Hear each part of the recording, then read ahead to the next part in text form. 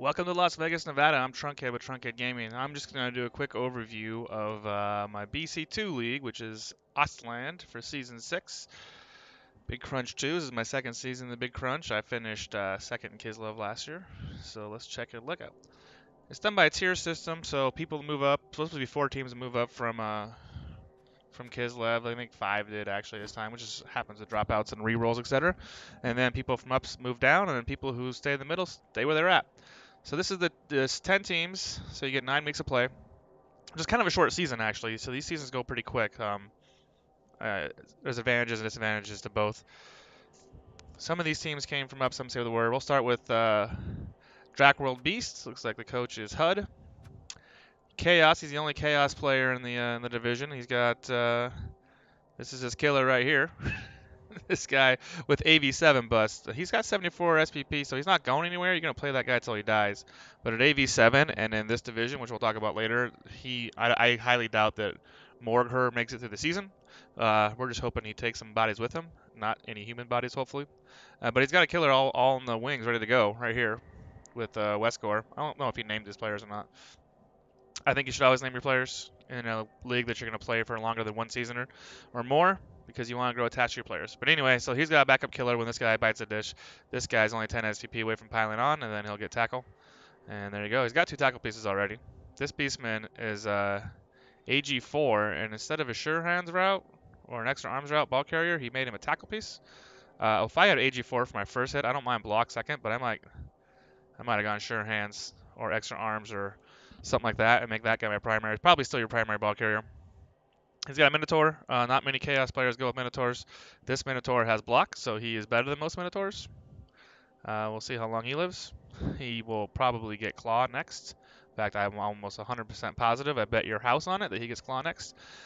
Beastman with Diving Tackle. This is pretty good. The Diving Tackle guard combo is kind of odd, but having Diving Tackle on your team at all, especially on a Chaos team, people don't see that coming, can be pretty solid. And then a Frenzy piece.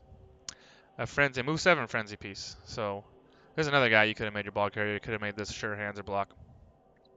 I don't know. It looks like, just judging from this the way he builds these 2 guys and the rest of his team, I don't think he's too much worried about ball handling. Looks like his strategy is probably kill everybody and then walk into the end zone if you can pick up the ball. But his team's looking pretty good. It's pretty solid. A lot of killers. He's going to cause a lot of death. And that's fits right into the Ostland theme. 1460 is his team V. Looks like his coach is played a couple seasons. He's about a 500 coach, 13, 7, 16 with his team. I mean, he may have different better records with other teams, but that's what he's rocking. World Cup layoffs. This is Guinness. I would have to say this is likely the favorite to win the division. He is far and away the highest TV, is 1790, which means he doesn't give away a lot of inducements. He's playing Lizards, which Lizards are really, really strong. All that strength 4 and AV9. And also, in case you didn't know, it says it right here in the name, he is a World Cup champion, the defending World Cup champion, which is a big deal. That's a huge major accomplishment. So I played Guinness a couple times on the open ladder or open league. Really excellent coach.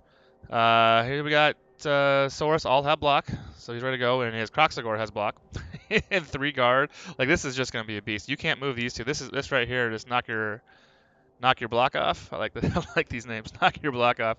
This guy will get guard next, and he will just be a stud. I love Blodge, stand firm guard. I think that's one of the coolest combinations in the game. So that's gonna be good. This guy's already got stand firm guard, so he can cage like nobody's business, and he's got 2 mighty blows here, so he can bring the pain. And this guy will probably get mighty blow next too. Sam Impulse Davies. That'd be my guess anyway. No tackle, but there's not a lot of AG. There's only one Wood Elf team. That's about it for AG. There's some ghouls. There's a bunch of Necro, and there's an undead team, but not a lot of tackle. I imagine the Guinness will probably get that. Here's this stud, AG4 Skink. AG4 Skink should all die in fires. This guy's got sidestep and catch also. You can see that he counts on him for touchdowns. He's easily the most developed. And then his one-turner, shoulder bend, should have been there. Jimmy should have been there. Sidestep. So I mean, you can't stop this guy. Sidestep move 9. He's gonna one turn. You just kind of gotta hope that he fails the GFIs and dodges at the other end, because all he's gotta do is get that push him in any direction. Will get him where he needs to go. More sidestep here. I would say Guinness is an expert on lizards, so if you're looking to build a lizard team, and I just started one, this is kind of where you start. Follow his. He's got Lupac Toxalot Cherry, Inarian No Rerolls Ram. So these are all streamers. I don't think he had the best season last year. He's got no enhancement on his level 3, which is weird. Usually, if you got level 2, you're instead of spending money on level 3, you build the enhancement. But who might I say? His team is 15-3-9, winning record as you expect from this coach. Should be. I would say he's the odds-on favorite to win. Here we have our first of 3 Necro teams, SBR 32. He is long time in the community. I am new to the community, so I'm just kind of doing my research on that stuff. But I've heard his name bandied around fair bit. He's got guard whites. This is how I build my whites when I'm on a Necro team, because you want to have the guard for when your werewolves are out there causing havoc. And then a block guard golem with, stand firm. So this is just sick. This player is awesome. And this guy's looks like he's brand new, like he's fresh. Fresh golems are really hard to level because they're only AG2, so it's hard to give them the ball. And they don't come with block or mighty blow, so they're difficult. And you're doing most of your hitting with your wolves, so they're just really slow to develop. You kind of just hope you get some MVPs and some lucky hits. So these are looking good. 3 guard is really strong. Your 2 wolves both have blodge, so people are gonna have to bring tackle to this game. And then he's got an AG4 ghoul, which are just ghouls aren't long for the world for sure. But when you get an AG4 one, you're gonna abuse that, especially since you've already got your blodge on these guys. You don't need touchdowns. You can let them skill up on injuries. This guy can get blocks, sure hands, all kinds of stuff, and just be a major pain in the ass. He'll probably add another ghoul as the TV matchup allows. And then yeah, dirty player zombies. That's how I do it too. Looks like he's eaten a lot of MVPs on his zombies. There's 1, 2, 3, 4, 5, 6, 7 MVPs on zombies, and I have a necro team. And I can tell you when you take MVPs on zombies, that you just get ticked off. There's nothing you can do about it. He like to have had some of those, especially this guy who's taking 3. He wouldn't mind having some of those up here on this golem. No stadium enhancement. This stadium's called No. I hate naming stadiums too. It's a pain in the ass. I name them all the same thing. 2, 3, and 13. So he's still finding his way with the Necro team, but they're built. The foundation is really solid. So I expect him to improve upon that record pretty good. Luna's Chosen is the second of 3 Necro teams by virtue of where he is on my page there. So here we go.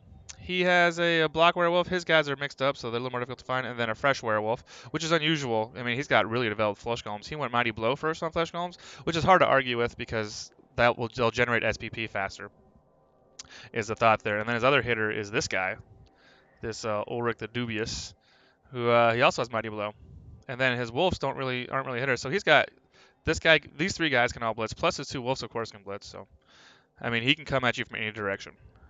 This guy right here, Ivan the Concerned, he's got Blodge Guard, which is amazing. I imagine he'll get Stand Firm next. Would be what I would guess. There you go. This guy's got a zombie who's also eaten some MVPs there. Looks like he's eaten 5, to be fair. I don't know. I might have fired him after this. But if you want to carry the SPP in there you go. He's got the wrestle zombie.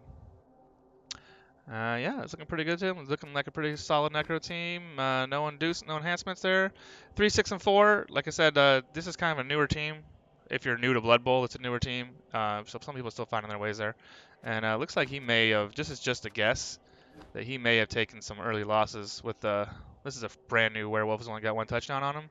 And this guy's kind of undeveloped too for a number of games they played. So my guess is he might have lost his wolves, which if you're rebuilding wolves, it's really difficult. That's one of the major drawbacks to a necro team in a perpetual league, is if you lose your wolves, you're set way back and you have to rebuild those guys, and you could basically lose your whole season and have to spend a season or even a season and a half trying to rebuild your werewolves because they're that crucial to the team. Skrasinisi is Gligo. He is a dwarf coach. I played him last year. Very excellent coach, just technically sound. He is doing dwarf things here. The imp here, his Troll Slayer, looks like he's got an injury, just an MNG, so whoever gets to play him first, you're lucky.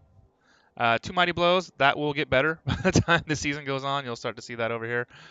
He's got a Blodge Runner, which is just a pain in the prick, and the Mighty Blow Blitzer. And then Guard, he's doing what dwarfs do. He's building Guard Stand for Mighty Blow on Longbeards, and just beat on you. Good coach. I think he finished third last year in Kislev, second or third. I know when he and I played, we were very close in the standings. 4-4-1 last season in Kislev. That's his first season. So, like I said, only one loss. That happened to be me. So I got very lucky that game. Um, really good coach. This is about what you expect from a beginning dwarf coach. Getting some draws, getting a lot of wins. He's going to beat on you. 113 injuries inflicted. That's armor breaks. 8 casualties, 1 kill. So yeah, this is a real solid squad, real solid coach. I would look out for him. Referees, this is St. Cloud. St. Cloud is a 2-time BC coach champion. He re-rolled as Nurgle, and he's really good. I played him first game. I got very lucky. I got to play him in the first game of the season last year with my humans. So you want to get Nurgle early before they start to develop, before they get blocked on all these chaos, on these Nurgle warriors, which is too late now because they got him. He's only got 3. Looks like he just lost one, which will set it back development just a touch. He's got a Pestigar with sure hands, which is his ball carrier. Absolutely need that. This Pestigar probably MNG maybe, hopefully. Yep. So his team's more or less intact. He's just missing one Chaos Warrior, and then he can start building some. He needs to build that guy first. And you see he can't afford it. He's only 11th. He's probably missed the die roll by 1 to get the money to buy this last Nurgle Warrior. He's probably pretty pissed about it, because I'd have been pretty pissed about it. Get that, and then he's going to start building up Pestigors. Looks like he's got one. Oh, he's got all his Pestigors. So there you go. He's got everything he's needed. Just the guy comes back and build that Warrior, and then it's just start building up. By the end of the season, this team will be even grosser. But this is right. Building block on Nurgle Warriors is always the right idea. I doubt he's got any club enhancements because Nurgle's so expensive. 3-4-2. He lost. I think he lost to Tilby, so I'm not sure about that. But he took a late loss because he was just cruising right along at 3-4-1 for a long time. 13 casualties inflicted, 93 injury armor breaks. Nurgle aren't heavy hitters like people think they are. They can take a punch and they control the field super solid. So this is my dark horse candidate, and I'll get into why later. Here comes the Kislev champion, season 5 champion. He won the division last year with this nasty undead team. You can see 4 Mighty Blow. Both whites have Mighty Blow. Both zombies have Mighty Blow, of course. This zombie's got block and guard, so he's sick. This guy, he's got this movement, I think, is a really smart move. I love that level up, and this guy's going to level first. This Spine Grinder, he's pretty sick. Blodge Step with sure hands, and then 2 guard pieces. So he's got 3 guard and 4 Mighty Blow. This team is, I've played him the last game of the season, and I'm telling you, he's a good coach, and he knows how to use this. So this guy's got Blodge. These guys will probably get Blodge or Wrestle next. Yeah, guard for all these guys. He hits real hard, real hard. 6-2-1. This is the last game of the season we tied, right, or I beat him right here in a really close game. That game's on my channel if you want to watch it. Really solid. I mean, he was 6-2 and cruising right along.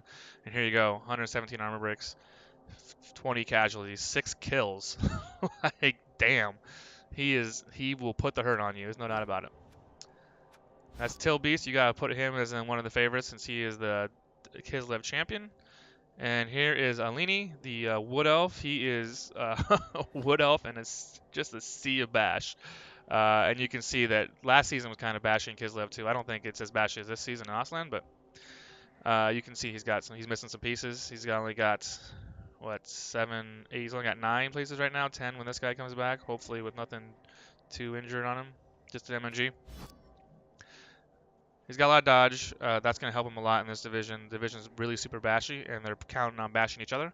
So this is the kind of season where a Wood Elf coach can really sneak in there and steal some wins because he's got all this dodge, right? This catcher, this move 9 catcher he's sick with sprint. Managing his sure feet. He's basically almost a 1-turn touchdown threat. He is that sick. He needs 1 push, and he's there. Just 1 push. He can get sidestep next. He can get sure feet. There's all kinds of things he can do with him. And, of course, blocker wrestle's good. The tree's undeveloped. War Dancers are sort of undeveloped. They both got Blodge Step. They don't have the usual strip ball. This guy's got move 9, so he has 2 1-turners, which is just sick. This guy needs 2 pushes. This guy needs 1. Throw is undeveloped. I imagine he'll take a fair number of injuries this year. His challenge is going to be to take them on the right players, make them on the line elves. I think Wood Elves are really difficult in a perpetual system like this, where you're getting beat on constantly because every piece is expensive. You can see line elves are 70 grand. and you're constantly replacing them. So you need to get them blodged as fast as possible. You need to pick one or two linemen, get them to the point where they're protected, and then build the next one. And he's out of money, so he just bought somebody fresh. Um, yeah, he can be a dark horse. Like I played him, he was beating me soundly, and then my ogre went off and got like 4 injuries and and 4 turns, and it was sick, and managed to scramble the tie. But he was beating me soundly because these guys they just move around pretty good. No stadium enhancements. 1, 6, and 2. This is actually kind of surprising because this guy's moving around. But like I said, he takes a beating. So these 6 draws, like I think he can draw pretty much at will because he can score so fast. 12 touchdowns scored, only 10 casualties inflicted, which is on 46. That's pretty impressive, actually. That's almost a 25% casualty rate on your armor breaks. So he's doing something right, and I don't believe he's got anybody below. He's got the tree, and that's a fresh tree. So he didn't cause any damage. So yeah, I would watch out for this guy because he is the only AGI team out here. Everybody else is kind of bashy. Here's my squad. Humans. I took like second or third week of the season. I took a real tough loss to the next team, the Necro squad, and they caused me a loss. And I basically spent the whole rest of the season trying to recover from that loss. I had to replace blitzers. I had to do all kinds of stuff. Um, Pretty standard stuff. 4 blitzers and ogre down here. Ogre's got block, which is kind of nice. It was really nice actually for a human coach, but the blitzers are really undeveloped mostly because they're brand new because they both got killed. Uh, Pretty standard stuff. I do have a move 9. They both catchers are named the same because I didn't realize one guy had died because I spent all season replacing pieces, and when I renamed him, I didn't realize I already had one called Stay Away, which is a Nirvana song. Um, so yeah, they're both the same name. This guy I need to fill out. Need some linemen. I need another catcher. This guard lineman's pretty nice. He's only 4 SVP away from block, so we'll see if that happens. And a dirty player, Lounge Act, who was 87, which I'm telling you, in this division, is not long for the world. No stadium enhancement. 5-3-1 last season. I should have been 6-2-1. I had a commanding lead on Brainsy, and I scored fast. And the reason I scored fast was because I had back-to-back undead coaches coming up, and I didn't have any tackle. So I was trying to level a guy and get tackle. So I pushed the score really fast, thinking I was in command. I went up 1-0. I had held him on his half, and my guy was on the goal line with nobody within 10, 15 squares of him, and I scored because I thought, well, if I can score and then get lucky and push the ball, I can win the game and re-level this guy and get tackle.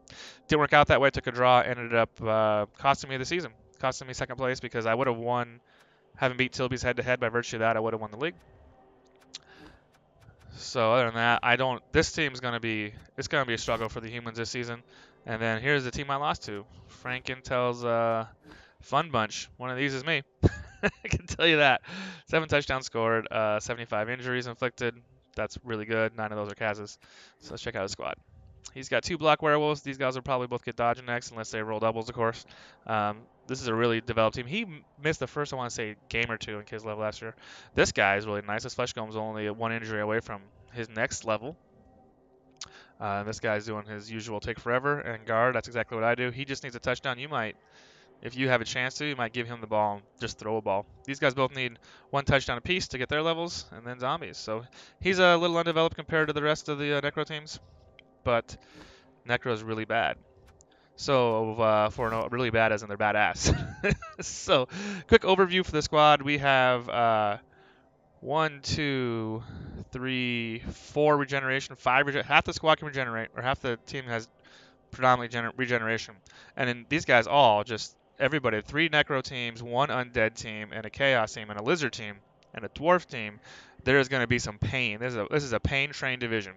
And if you look at it, it's mostly AV8. Like this is the only really AV9. Well, this guy and then Guinness. So there's 3, 1, 2, 3. Well, this is only have 4. So 1, 2 predominantly AV9 squads, and then these guys have 4, and these guys have 4 AV9s. And everybody else has 2, except for I have 1, and then the tree's got 1.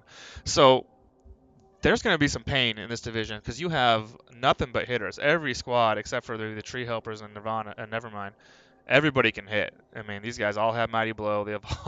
Everybody's got claw. Feels like everybody's going to get guards. This is going to be. I think this division is going to come down to who can take hits and recover the best. Um, I think it's going to be really hard for these 2 teams to survive my team and the Wood Elf team, just because I mean there's going to be no chance to recover. you're bashing every game. And these guys, since they got all these guys here with the regeneration, that's gonna make them be able to recover faster. I actually really think that St. Cloud is in a really good spot with his Nurgle squad. I mean, yeah, his team's lower and early Nurgle's hard, but he can take a hit better with the foul appearance. So some of those punches aren't going to go off, and he's got regeneration just like everybody else. So he may be able to take hits better than anybody else. We'll see. And he dark horse. He's going to finish top of the table, top half of the table anyway. Um, I like this squad. As far as a favorite, you have to go with Guinness, extremely skilled coach, the highest TV team by a long shot. It's gonna be hard to bring this guy down. There's no doubt about it. He's gonna be hard to topple. Everybody's gonna get a lot of inducements against him. Like man, look at Frank Intel and Eleni. They're gonna get almost 500, over 500. He's gonna get 560 if he played today. He'll get actually 490. This guy will get 560. So I mean, you're looking at he's going to give up a ton of inducements. It's just inducements aren't the easiest thing in the world. Some coaches struggle with inducements. They just pick a wizard and they put it in the wrong spot. So um, I expect this guy to be the champion. Guinness, he's my earlier season prediction. I think Dracarol is going to cause just a lot of pain. You can see his team is designed to create pain. And then it's these three Necro teams, man. One of these three Necro teams is going to break loose. Necro teams, they're good at everything. They can hit like trucks. They can run. They're fast. Man, they do everything. But their only weakness is that if they take some key losses in their positionals, then they're really set back in development. And I know I played half of these coaches, so I know these coaches are good. I played Guinness, and I played Gligo, and I played what's this guy's name? Red Mask. Franken tells much. Played all these guys because they're all my division last year. This guy, of course, won Kislev, so he's got to be a favorite to be top table. And when you got a block mummy, I mean things just how are you gonna bring that guy down? He's an animal, and all out of mighty blow. So I expect this to be a survival division. I know lots of people have heavy hitters in their division, but we have heavy hitters and we don't have a lot of armor. So I think there's going to be a lot of casualties this year. I think it's going to be a bloody, bloody affair, and the winner of the division is going to be whoever can recover the best. I don't hold out a lot of hope for the human team. A, because they're humans, but B, because they're just in a super bashy team, super bashy division. Alini, if he gets lucky, if he gets lucky on injuries, he can cause some noise because man, those elves can move around. He's way faster than everybody else. I mean, nobody can even come close to him. These guys, the Skinks can maybe keep up a little bit. I can keep up a little bit, but I'm guessing probably middle of the table here, probably bottom of the table here, and then it's just survival, man. So anyway, that's my overview. League kicks off today. I actually have my game scheduled against Luna's Chosen, the first of 3 Necro. I think you have to have a plan against Necro because there's 3 of them. A third of the teams are Necro. A third of your opponents are Necro teams, so you better have some sort of plan for them. Kicks off today. Good luck to everybody. Yeah, we'll see how the season goes. Thanks for watching. See ya.